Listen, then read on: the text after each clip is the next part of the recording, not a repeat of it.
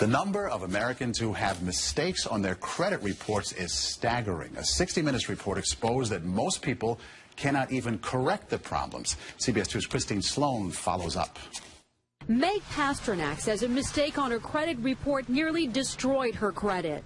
We had to present so much documentation to say this wasn't ours, and then we still had to pay something to get rid of it. Pasternak says it took months to resolve the problem. You feel kind of helpless because they got you under the gun if you need to get a new car or a house or for anything. Pasternak is not alone in her frustration. A new government study finds up to 40 million Americans have mistakes on their credit reports. But an investigation by Steve Croft on 60 Minutes finds most people get nowhere trying to correct an error. Ohio's Attorney General tells Croft that is a clear violation of a federal law. The federal law says that if you believe that there is a mistake, you can go to them and they have an obligation to do a reasonable investigation.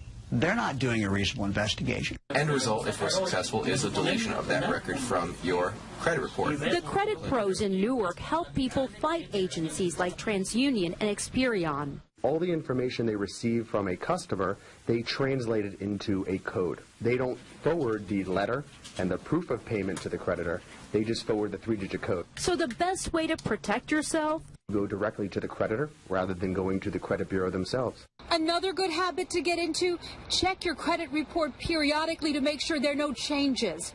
In Clark, New Jersey, Christine Sloan, CBS 2 News. And like 60 Minutes, we were unable to get an actual person at the 3 credit reporting agencies. 60 Minutes was referred to the spokesperson for the agencies, who provided a statement citing an industry-sponsored survey that showed 95